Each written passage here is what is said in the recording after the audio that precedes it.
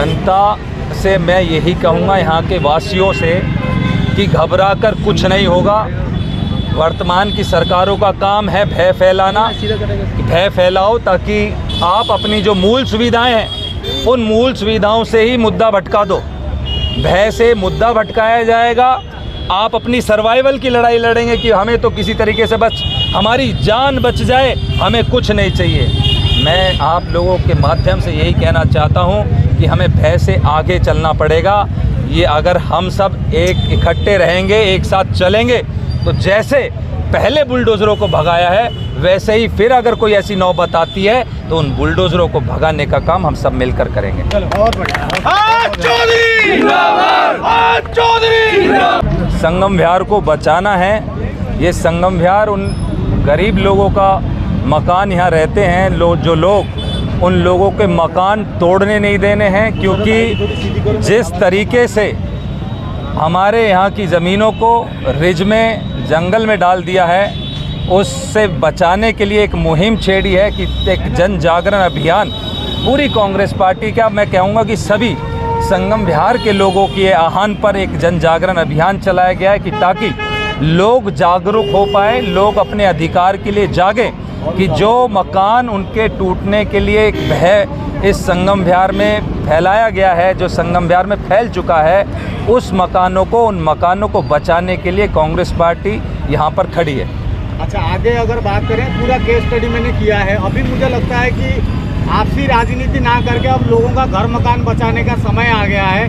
BJP जुम्मा आई है, वो बोलते हैं कि 15 साल आप लोगों ने सरकार चलाई है डबल इंजन की, केजरीवाल फिर 10 साल चलाए। उस समय पर इन लोगों को क्यों मालिकाना हक नहीं दिया गया, जो अभी तक ये जोनल वाइज में ये लोग कोई रीच में है, कोई किस में है, इनका कोई डिसाइड नहीं हो पाया।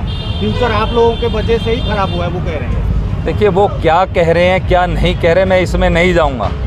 कहना और भाग जाना ये इनकी पुरानी फितरत है, भाजपा और आम आदमी पार्टी दोनों की, कि सिर्फ दूसरे पर जिम्मेदारी लो। आज सरकार किसकी है? आज क्यों नहीं उनको बचाया जाता है?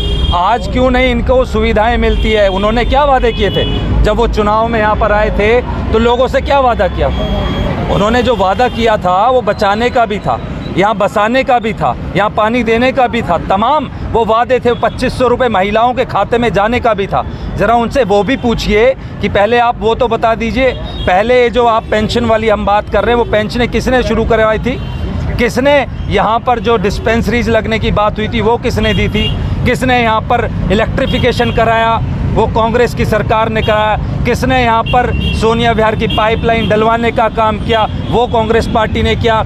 आज आप वर्तमान में क्या कर रहे हैं? आप डबल इंजन, ट्रिपल इंजन की बात करते हैं, उनके पता नहीं कितने इंजन लगे हैं, वो शायद आपको भी नहीं पता होंगे, पत्रकार बंधु हो आप, लेकिन कितने इंजन है वो आपको भी नहीं पता। इतने इंजन लगने के बावजूद भी ये संगम विहार के लोग परेशान हैं। आज राजनीति मुद्दा नहीं है, मुद्दा ये है कि इसको पास करे, संगम विहार के लोगों को बचाव होना चाहिए। कैसे करेंगे फिर? कोई टेक्निकल उपाय, कानूनी कोई प्रक्रिया, कानून में अमेंडमेंट किस तरीके से होगा? जनता तो मात्र वोट देती है, सरकार चुनती है, चाहे वो कांग्रेस, चाहे वो बीजेपी, चाहे वो आम पार्टी। आप इसको चाहे करके मत डालिए, चाहे की बात नहीं है। आज जीता हुआ प्रतिनिधि कौन है? सवाल ये है, जीता हुआ कौन है? वोट किसको मिले हैं? लोकतंत्र में जीता कौन है? जीता यहाँ से भाजपा का विधायक है, जीता यहाँ पे भाजपा की सरकार है। तो आप ये उनसे पूछिए कि कैसे पास करेंगे। यहाँ की जनता ये जब आई थी यहाँ पर तो इसलिए नहीं आई थी कि ये कॉलोनी पास है या नहीं है। गया था, अभी वो डाउट में है, तो मैं आपसे पूछ रहा हूँ अब क्या रास्ता है फिर? वो रास्ता नहीं है अभी भी। रास्ता जो सरकार में बैठा होता है उसके पास दसियों रास्ते होते हैं, और मैं इस चैनल के माध्यम से वो रास्ता नहीं बताऊंगा। आप मुझे हटिए सीट से, मुझे हमें बैठाइए, हम पास करवाएंगे ना, क्यों नहीं करवाएंगे? करवाएंगे। आज स्थितियाँ दूसरी हैं, पहले स्थितियाँ दूसरी थी। हमेशा स्थितियाँ एक जैसी नहीं होती हैं। जब आप पहले जगह भी छोटे हुआ करते होंगे तो हो सकता है आपके घर में भी सिर्फ एक मंजिला इमारत रही हो, आज वो कई मंजिला इमारत भी बनती है। तो परिस्थितियाँ और जो चीज़ें हैं वो बदलती हैं, और उस चीज़ को हम सिर्फ अपने पास्ट पे डाल दें कि पहले ये नहीं हुआ या पहले वो नहीं हुआ। आपको क्यों चुना गया? आपको इसीलिए चुना गया, शायद लोग हमसे खुश नहीं होंगे, उनको कुछ नई उम्मीद आप में दिखी होगी। ज़्यादातर रिज एरिया में लगा है। इस ओजोन के लिए भी, चाहे वो ओजोन लगाए या चाहे रिज लगाए, मकसद साफ है कि कैसे यहाँ से गरीब लोगों को हटाकर, यहाँ मैंने तो यहाँ तक सुना है कि यहाँ की ज़मीनें साफ़ करके, जैसे अभी कुछ दिन पहले ही आपने कालकाजी में देखा, हमारी पुरानी झुग्गियाँ, पुराना तुगलकाबाद विधानसभा का पार्ट था, उन झुग्गियों को हटाया गया और किसी बड़े व्यापारी को उस ज़मीन को बेचने का काम हो रहा है। कहीं ना कहीं यहाँ पर भी उसी तरीके से गरीब लोगों को हटाकर कोई अंदर की साठगांठ है जो चल रही है कि किसी बड़े प्लेयर को लाकर इन ज़मीनों को उनके हवाले किया जाए। सरकार का काम है ये सब बताना। उन्होंने, क्योंकि मैंने खुद पढ़ा है कि इस दिल्ली सरकार ने हल्फनामा इसमें एनजीटी में भरा था, जिसमें ये लिखा है साफ साफ कि वर्तमान की कुछ ब्लॉक जो हैं ज़्यादातर इसके जंगल में आते हैं, रिज में आते हैं। उन्हीं के माध्यम से मैं ये कहना चाह रहा हूँ आपसे कि हमें इन चीज़ों को, जो ये भाजपा भ्रमित भी कर रही है, एक भय का जो माहौल फैला रहे हैं, उनसे हमें ऊपर उठ के एक जन आंदोलन छेड़ने की ज़रूरत है कि अगर आंदोलन मजबूत होगा तो ये सरकारें सब धरी की धरी रह जाएंगी। आज ये अनऑथराइज की बात करते हैं। अनऑथराइज कैसे है? ये छोटी मोटी पार्टी के लोग, ये तो मौका प्रस्त है, कभी हमारे साथ हो जाते हैं और कभी ममता जी बीजेपी के भी सुर में बोलती थी। ये केजरीवाल कभी हमारे साथ हो जाता है, कभी बीजेपी के सुर में सुर मिलाता है। मैं केजरीवाल से भी पूछना चाहता हूँ, अरे 12 साल सरकार केजरीवाल की रही, केजरीवाल ने क्या किया? आपको याद है, आपके मेरे कमरे में आपके एक पत्रकार बंधु खड़े बैठे हैं। मैंने कई साल पहले इंटरव्यू में कहा था कि मुझे सबसे ज्यादा दुख है जो सोनिया विहार का गंगा का पानी पास मैंने कराया, जो लाइन मैंने डलवा दी, आज तक वो नहीं ला पाए। मैंने ये कहा था, आपको याद होगा। और ये हकीकत है, 2 बार बीजेपी जीती, अब 3 जीती है बीजेपी।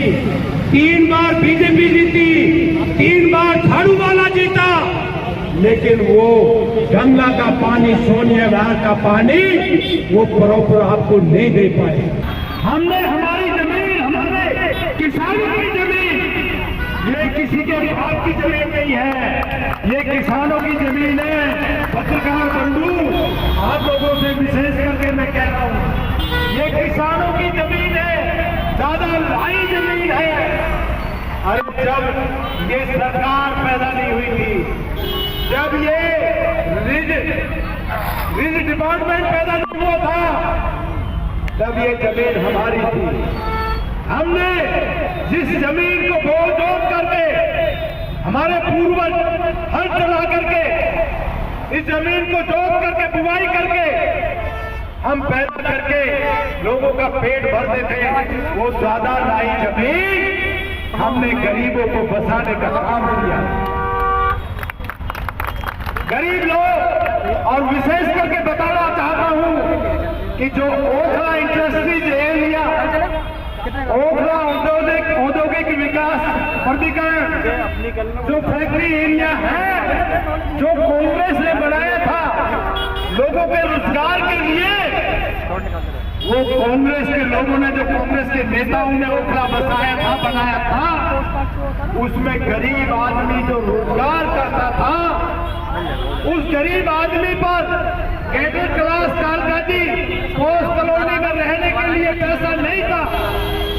उसमें इतना पैसा नहीं था कि जो पोस्ट कॉलोनी में जाकर के मकान खरीद सके। वो किसानों की सस्ती जमीन लेकर के यहाँ बसने का काम किया। ये 1981 से बसी हुई है कॉलोनी। ये रिज एरिया बाद में बना है, ये डिपार्टमेंट बाद में बने हैं। ये कॉलोनी बसी शीशपाल एक वाहिद एक ऐसा डीलर था, जब इसमें तोड़फोड़ होती थी, डीलर बंधु भाग जाते थे। शीशपाल जब लड़ाई लड़ता था, जब